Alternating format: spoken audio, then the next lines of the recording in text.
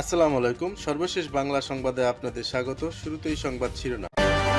শুরুতেই জানাবো সংবাদ শিরোনাম। ২-১ দিনের মধ্যে সুখবর আসছে জামায়াত আমির।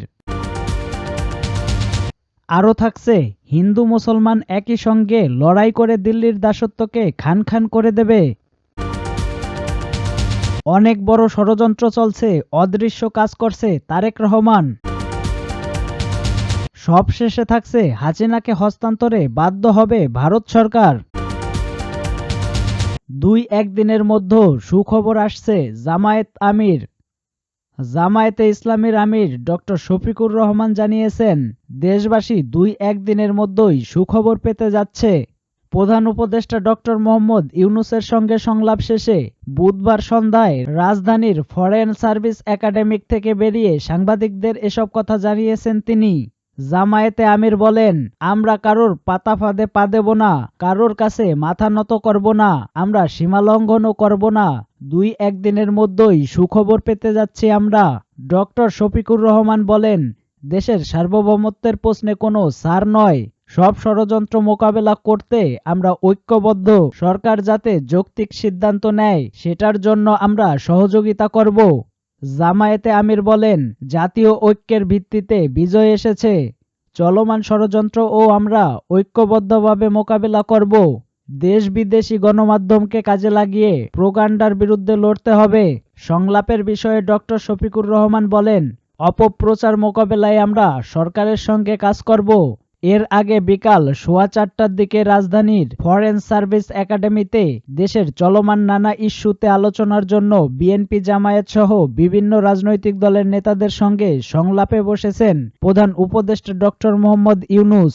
আরও থাকছে হিন্দু মুসলমান একই সঙ্গে লড়াই করে দিল্লির দাসত্বকে খান খান করে দেবে। বিএনপির সিনিয়র যুগ্ম মহাসচিব রুহুল কবির রিজভী বলেছেন, আজকে সারা দেশের মানুষ জাগরিত। তাদের মনের যে জাগরণ দেশমাতৃকা রক্ষার জন্য।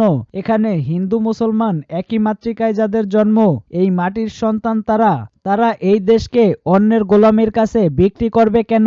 আমরা হিন্দু মুসলমান একই সঙ্গে লড়াই করব, দিল্লির দাসত্বকে খান খান করে দেব। বিএনপির সিনিয়র যুগ্ম মহাসচিব বলেন, বিজেপি সরকার হিন্দুত্ববাদকে পুঁজি করে ক্ষমতায় এসেছে। এদের আর কোনো পুঁজি নেই। সুতরাং ক্ষমতায় থাকতে হলে হিংসা এবং ঘৃণা ছড়াতে হবে। এছাড়া নরেন্দ্র মোদী বাবুর ক্ষমতায় থাকা অনেক মুশকিল হবে, কারণ ভারতের স্বাধীনতায় তাদের পূর্বসূরিদের কোনো অবদান নেই। এটি আমার নিজের ইতিহাস পাঠ নয়। রুহুল কবির রিজভী বলেন, আমার কাছে অবাক লাগে যে ভদ্রমহিলার প্রতি আমাদের শ্রদ্ধা ছিল। অসাম্প্রদায়িক সেকুলার হিসেবে যে রাজনীতিবিদকে চিনতাম, তাকেও মনে হলো রাজনীতির জন্য মুখে অসাম্প্রদায়িকতার কথা বলতে, ধর্মনিরপেক্ষতার কথা বলতেন, কিন্তু তার গভীরে ছিল কট্টর হিন্দুত্ববাদ। যে কোনো আদর্শের কট্টরবাদ মানবতার পরিপন্থী। তিনি বলেন, পশ্চিমবঙ্গে মুসলিমদের হার 25% অথচ সরকারি চাকরিতে সুযোগ পায় মাত্র 1%। তাহলে মমতা তো কখনোই ধর্মনিরপেক্ষ মানবতাবাদী ছিলেন না। রুহুল কবির রিজভী বলেন, আমরা জোর গলায় বলতে পারি, শেখ হাসিনা ছাড়া অন্যের ধর্মের প্রতি ঘৃণা ও বিদ্বেষ কেউ কখনো ছড়ায়নি। এই দেশে যারা ইসলামী রাজনীতি করেন তারাও কিন্তু সাম্প্রদায়িক কথা বলেন না, অন্য ধর্মের প্রতি আক্রমণ করে কোনো কথা বলেন না। এটাই আমাদের ঐতিহ্য। ভারতীয়দের উদ্দেশ্যে বিএনপির এ নেতা বলেন, আপনারা আগরতলায় সহকারী হাইকমিশনে আমাদের পতাকা নামিয়ে ছিঁড়েছেন। এটা তো প্রচণ্ড আঘাত, এটা আমরা কোনোদিনও ভুলব না। রুহুল কবির রিজভী বলেন, আমরা আমাদের স্বাধীনতা রক্ষায় অঙ্গীকারবদ্ধ। আমরা ভারতসহ যত বড় ক্ষুদ্র রাষ্ট্র আছে প্রত্যেকটা দেশের স্বাধীনতার মর্যাদা দিই। কিন্তু ভারতের শাসক গোষ্ঠী যদি মনে করে সম্প্রসারণ চালিয়ে বাংলাদেশ, নেপাল, ভুটান ও অন্য দেশ আমরা কবজা করে নেব, তাহলে আপনারা বোকার স্বর্গে বাস করছেন। অনেক বড় ষড়যন্ত্র চলছে, অদৃশ্য কাজ করছে তারেক রহমান। বিএনপির ভারপ্রাপ্ত চেয়ারম্যান তারেক রহমান বলেছেন, কেউ যদি মনে করেন আমাদের রাজনৈতিক প্রতিপক্ষ আমরা যাদের ভাবতাম তারা মাঠে নেই বা দুর্বল, আল্লাহর ওয়াস্তে এ কথা মন থেকে সরিয়ে দিন। আগামী নির্বাচন অনেক কঠিন হবে।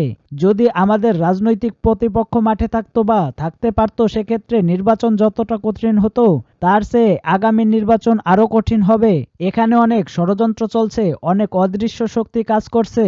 বুধবার বিকালে নগরীর ইঞ্জিনিয়ার্স ইনস্টিটিউট মিলনায়তনে রাষ্ট্রকাঠামো মেরামতের ৩১ দফা ও জনসম্পৃক্তি বিষয়ে চট্টগ্রাম বিভাগীয় প্রশিক্ষণ কর্মশালায় সমাপনী অধিবেশনে ভার্চুয়ালি যুক্ত হয়ে তারেক রহমান এসব কথা বলেন। তিনি বলেন, বাংলাদেশ জাতীয়তাবাদী দল, আপনি যেহেতু এ দলের প্রতিনিধি, আপনার বিরুদ্ধে অনেক ষড়যন্ত্র চলছে, একটু ঠান্ডা মাথায় চিন্তা করুন। আপনি ছাত্রদল, যুবদল, মহিলা দল কিংবা স্বেচ্ছাসেবক দল যাই হন না কেন, আল্লাহর ওয়াস্তে এটা একটু চিন্তা করুন যে বহু ষড়যন্ত্র চলছে। এ ষড়যন্ত্রকে যদি উপড়ে ফেলতে হয়, এ ষড়যন্ত্রকে যদি উপড়ে আসতে হয়, আমাদের ধৈর্যশীল হতে হবে, আচরণ সেরকম হতে হবে। প্রধান অতিথির বক্তব্যে তিনি বলেন, আমরা বিশ্বাস করি না নিশিরাতের নির্বাচনে, ব্যালট চুরির নির্বাচনে। আমরা বিশ্বাস করি জনগণের ম্যান্ডেটে। আমরা সেই নির্বাচনে বিশ্বাস করি যেখানে মানুষ লাইনে দাঁড়িয়ে স্বেচ্ছায় সুন্দরভাবে নিরাপদে নিরাপত্তার সঙ্গে ভোট দেবে। এটা অর্জন করতে হলে আপনাদের অনেক কিছু পরিবর্তন করতে হবে। আপনাদের আচরণ, চলাফেরা, কথাবার্তায় পরিবর্তন করতে হবে। বারে বারে আমি বলছি, আপনারা জনগণকে সঙ্গে রাখুন, জনগণের সঙ্গী হন। তারেক রহমান আরও বলেন, অবশ্যই আমরা আন্তর্জাতিক ফোরামের সহযোগিতা নেব, তবে এর বাহিরে আন্তর্জাতিকভাবে যে প্রাইভেট সংস্থাগুলো আছে তাদের সঙ্গে আমরা কথা বলবো। আমাদের দেশের সম্পদ, পাচার হওয়া টাকা, দেশের মানুষের সম্পদ যে এনে দিতে পারবে, আমরা তার সঙ্গেই কথা বলবো।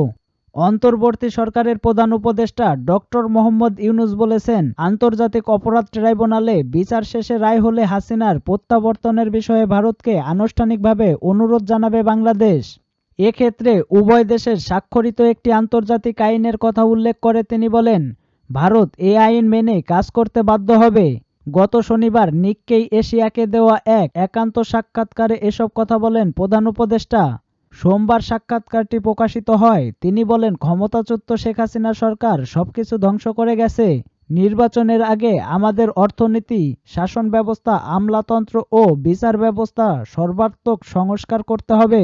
বাংলাদেশের অন্তর্বর্তী সরকার নির্বাচনী ব্যবস্থা, সংবিধান এবং বিচার ব্যবস্থার ক্ষেত্রে সংস্কারের জন্য বেশ কয়েকটি কমিশন গঠন করেছে।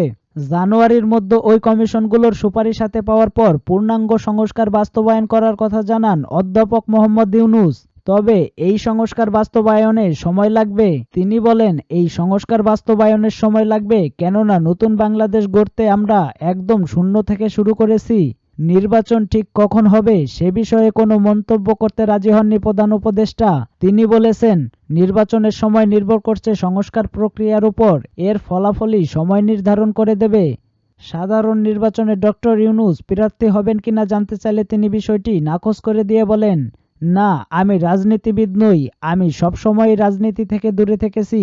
রাষ্ট্রের যেসব ব্যক্তি নীতি নৈতিকতা, সুন্নত রাখেন, নিয়ম কানুন মেনে চলেন এবং নিজেকে দুর্নীতিমুক্ত রাখেন, তাদের নির্বাচনে দাঁড়ানো উচিত বলে মনে করেন ডক্টর ইউনূস। তিনি বলেন, হাসিনা ১৫ বছরের শাসনামলে দেশের শাসন কাঠামো পুরোপুরি ধ্বংস করে গেছে, আর গণতন্ত্র, অর্থনৈতিক স্থিতিশীলতা ও জনগণের আস্থা পুনরুদ্ধার করে তা পুনর্গঠন সুবিশাল কর্মযজ্ঞ আমাদের ঘাড়ে এসে পড়েছে। প্রধান উপদেষ্টা বলেন, হাসিনার শাসনামলে গণতন্ত্রের রীতিনীতি একদম ধ্বংস হয়ে গেছে। টানা ৩ মেয়াদে ভোটবিহীন ভুয়া নির্বাচন মঞ্চস্থ করেছেন হাসিনা, আর তাতে তিনি নিজেকে এবং তার দলকে বিনা প্রতিদ্বন্দ্বিতায় বিজয়ী ঘোষণা করেছেন। একজন ফ্যাসিবাদী শাসক হিসেবে এসব করেছেন হাসিনা। ডক্টর মোহাম্মদ ইউনূস বলেন, এ বছরের আগস্টে ছাত্র নেতৃত্বাধীন সরকারি চাকরিতে বৈষম্য বিরোধী ছাত্র আন্দোলনে কয়েকশো শিক্ষার্থী নিহত হন।